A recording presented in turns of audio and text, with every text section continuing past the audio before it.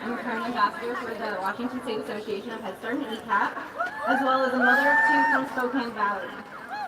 Both of my children went through the ECAP program from 2012 to 2014, and then again from 2016 to 2018. As a former struggling mother, I know directly the impact ECAP has made for my children and our family as a whole. When my son started ECAP, he was behind in his social emotional skills and other skills to get him on an IEP. The teacher, director, and specialist met with me to help focus on his areas of improvement, and together we made a plan. Because of this early intervention, he started kindergarten on track and without an IEP. My daughter was born in September, so she was a little older in the program. However, she was still a little used to help her large and small motor skills, and by kindergarten, her coordination improved, and she is now in an advanced reading group in kindergarten. I don't think either of my kids would have been kindergarten ready without ECAP. ECAP really helped my whole family succeed, and I fully credit that to the family support staff. When my son was in ECAP, I was going through a hard time in my life. I was a recovering addict, and my mom and stepdad were helping a lot with my kids. I became homeless, and I started couch surfing with friends. I decided I needed to make a change. And I got a job, and I decided to be more involved in my kids' education. Around that time, Josephine got accepted and qualified for ECAP. So I set goals with my FSS to get promotions at work, and I'm now a new employee trainer and an extension of my management team. Other goals I achieved with my FSS are I moved out of my parents' house and I'm in my own apartment. And I'm also enrolled in college. I can proudly say we didn't qualify for ECAP today because of the help and support I got through the ECAP program. I also got lots of support from the Policy Council parent group. I got to meet other moms like me and share experiences and help each other. I made lifelong friendships with other parents and got involved with WASA and ambassadors, and this program has changed my life.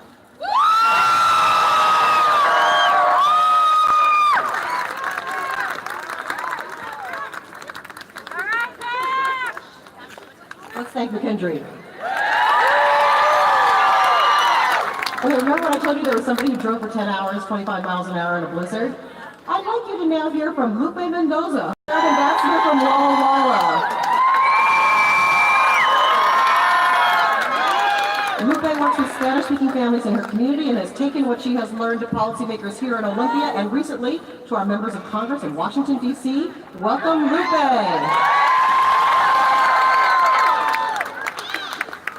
Thank you guys. It's an honor and privilege to be here. So my story is about my 9-year-old. I'm a single mom of 5 boys. From 18 is my oldest and 5 is my youngest. When my 9-year-old was 2, he did not speak. He had what I call a magic language. So we're bilingual, so he didn't speak Spanish and he didn't speak English. My 2 older boys, they understood each other, like it was just this magical language that they understood. I enrolled in the early Head Start where I began to get services for him for speech. And then when he turned 3, we transitioned into the ECAP program. In the ECAP program, he still did not speak. At the end of the first year, I questioned myself and thought, does ECAP really work? Is this really worth it? Because I did not see the growth in my son, even though the teacher said he was growing in his social emotional skills. The language was not there. Probably like the last 2 months within the program, I mean, it just clicked. He started speaking, and I saw the gains. I saw his social and emotional skills just skyrocket and his self-esteem skyrocket. Going into the second year into ECAP, the teacher put him as a leader, so he began teaching all the new kids, and he excelled. Because of the early intervention services, his speech went with him to transition, and it was an easy transition into kindergarten. With that, he graduated at 2nd grade from his speech and from his IEP. He is currently in the 4th grade. He is in a dual program, and he is at the top, one of the kids at the top of his class in both languages. Not only that, the love and support that the teachers poured into him during the program, he loves reading. He is my bookworm. Not only that, that was for my son. For myself, how the program has helped me with my family support, I made goals. We met those goals. One of my goals was to work within the program. I can currently say that I am now employed in the program and I am a family support service worker.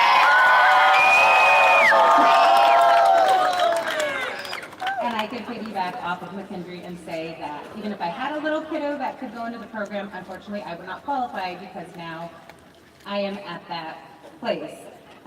So ECAP has helped my family and my kids tremendously. So.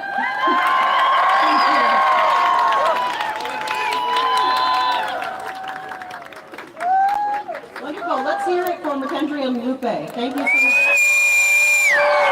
And thank you to Charles. So, I want to introduce our next speaker. Here to represent Governor Inslee is Secretary Ross Hunter from the Department of Children, Youth, and Families. Secretary Hunter, I know we talk about how we want to have bold action from our policymakers. One of the things that inspires me about Secretary Hunter is his bold commitment around racial equity. So, Secretary Hunter. All right, it's good to see you all, but you look cold. Are you cold? No? So I'll tell you what, let's just make sure I want everyone to do 3 jumping jacks and that'll warm you up. Ready? 1, 2, 3. Are you ready? Because I see some moms here that didn't wear a coat. Did they tell you to wear a coat? Ah, you didn't wear a coat. You must be cold. Okay, because I'm wearing a coat and I'm cold. All right. So Governor Inslee asked me to come speak because I run the program that runs ECAP, that does home visiting, and that does some of the programs that we have if those don't work. And so we really want to invest. And Governor Inslee is investing in his budget in increases in ECAP. We're adding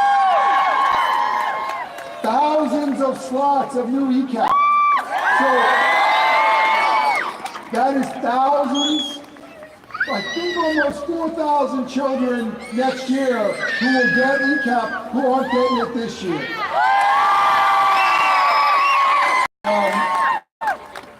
All these children deserve a chance. All of you children deserve a chance to succeed in life.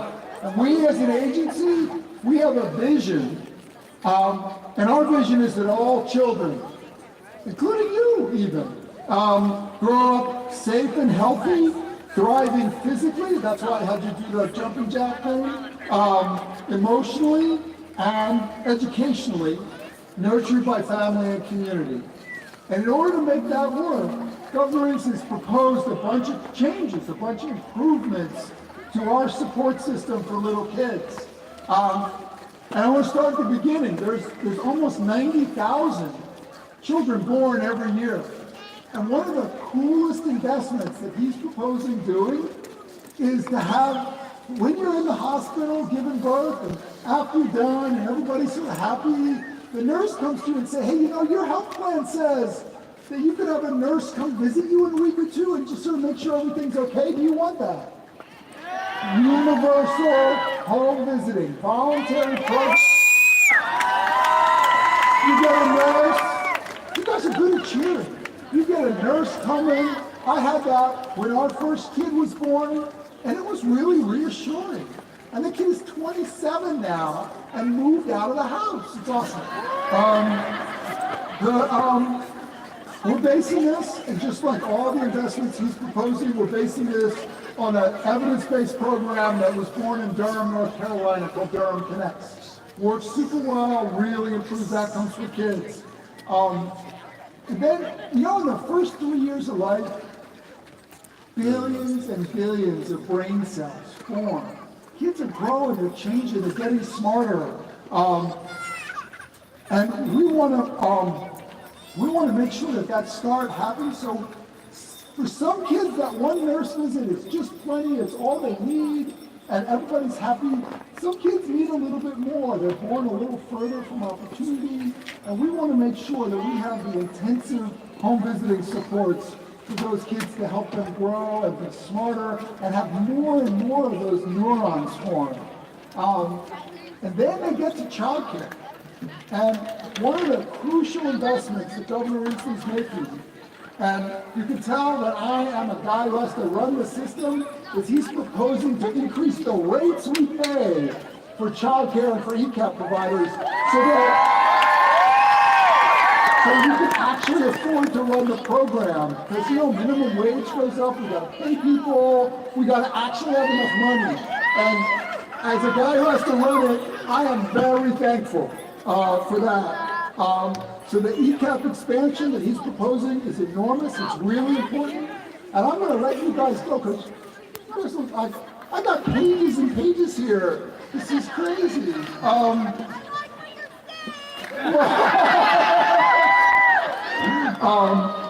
So he's doing a lot of work to build a cohesive birth to 5 system, including referrals, because sometimes something goes wrong. And you as a parent have to figure out what to do. How do you find the resources you need? It is scattered the way we do that. So he's proposing a system that we're testing out in Pierce County now called Help Me Grow to help families find the resources and the services they need for their kids, whether they're littles or mediums or bigs. We want to make sure all the services are available and really tightly knit together. And I'm a little wonky. I'm a guy who has to run the system, and so I really care about the infrastructural investments. I also run the foster care system.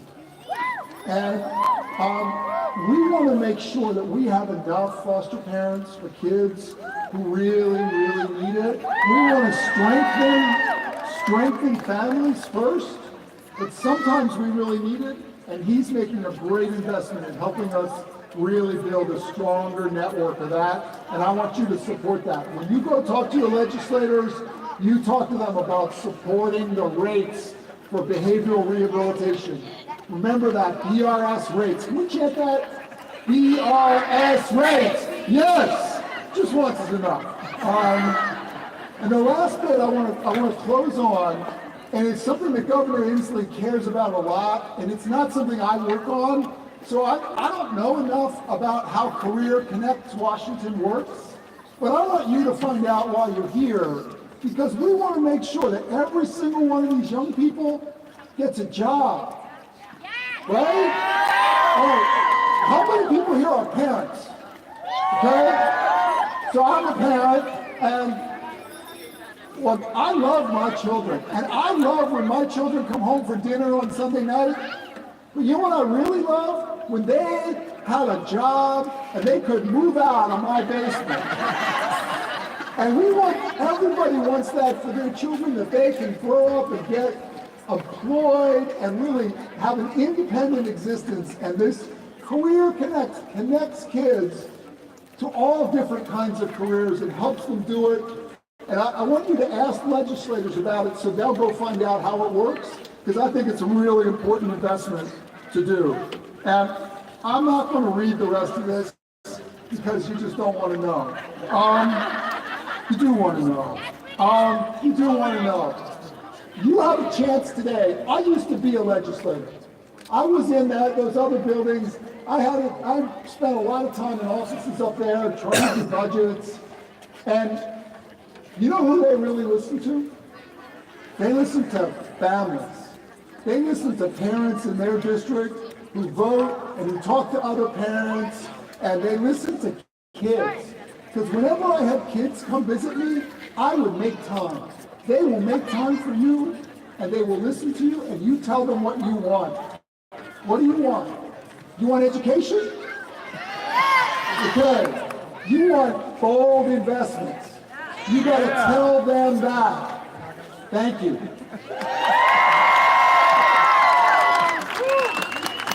All right. Slightly taller person. Okay. Slightly taller person. Okay, so my banner holders, I'm going to ask you to do something for me. If you know you're a banner holder, hello banner holders, can you go this way? Just go that way. Thank you, banner holders. Okay, we haven't chanted for a while. We're getting rusty. Okay, we haven't spelled bold for a while. Let's try and do that. Okay, so remember, we're going to do the whole, when we spell, we're going to do B-O-L-D, bold is what we need to be, B-O-L-D, bold is what they better be, because I like that one. Okay, ready? We're going to go. B-O-L-D, bold is what we need to be. B-O-L-D, bold is what they better be. B-O-L-D, bold is what we need to be. B-O-L-D, bold is what they better be. Thank you. And great thanks to Secretary Ross Hunter and Governor Inslee. We appreciate the investments and the changes they're trying to make. Want to hear now from another bold leader for kids. We're so pleased to have with us Lieutenant Governor Cyrus Habib. Lieutenant Governor Habib works every day to make sure that kids can be on a path to success and to thriving throughout their childhoods and into their futures. He's a great friend to kids. Please join me in welcoming Lieutenant Governor Cyrus Habib. Good afternoon. Thank you so much for coming here. Thank you for coming to Olympia. I know the weather's not great this week, but I think that it says something. You guys happen to choose the one day when we're not in the middle of a blizzard. So, nice strategic thinking. It's wonderful to have you all here. And look, I want to tell you, I spoke with some of you earlier this morning, and when I did, I said something, and I want to repeat it now for everybody, which is, I often say, the future doesn't have a lobbyist. And that is true. Fact of the matter is that too many decisions are made with a focus on those who are old, not those who are bold, right? So here's the good news, though, is today, the future has not just one lobbyist, but hundreds of lobbyists, and that's all of you who are here today. You're here to be lobbyists for the future. You're here to be lobbyists for the future, and I can tell you, you all, those of you who know me, you know, as a 3-time cancer surviving, fully blind Iranian American from a mixed religion immigrant family, I faced some obstacles in my life. But you know what? I was blessed. I was lucky. I was privileged. I was fortunate to have health care, medical care, dental care. I was fortunate to have an early learning education that was available and accessible and affordable to me and my family. I was fortunate to have health insurance that could pay for the chemotherapy and the surgeries and the radiation that I needed as a kid when I was going blind. I had support services that helped me accommodate to having a disability. So my childhood was one of tremendous challenge, but also of tremendous privilege and opportunity. And all we're saying today is let's make sure every kid in this state has that good fortune. In this state, whether they can see or they can't see, whether they're first in their family in this country, whether it's a new American family, or whether they're 7th generation Washingtonian, that every kid will have the same opportunities and privileges that we want for ourselves, that we want for our own families. And of course, that means a head start on education with quality early learning that begins at birth and prepares every kid for kindergarten. It means mental health, dental, and medical care that is culturally competent and delivered in the community. It means protections, particularly for those who are most vulnerable, kids like I was with disabilities, with early interventions and other scientifically proven interventions aimed at making sure every kid can play on an even playing field. That's what we want for every kid in Washington State. And that requires the future to have lobbyists, and that's what you guys are here to do. So I know you're cold, but I know you're bold. Thank you for being here. God bless you. Take care.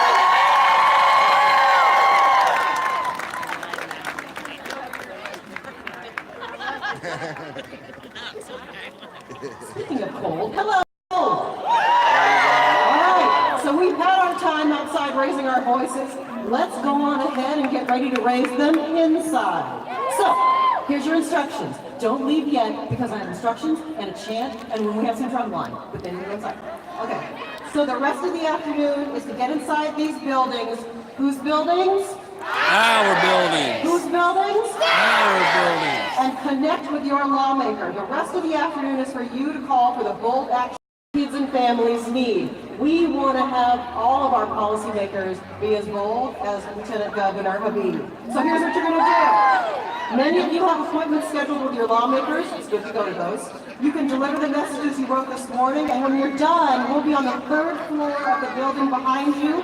Children's Alliance staff will be here outside the House and Senate chambers to tell you more about opportunities to raise your kids. So let's make sure they hear from us one last time. We're going to have the whole left shark, right shark thing, bold action for kids, all right? Bold action for kids, and then the drum line's going to play us out. Are you ready? So what do? We say bold!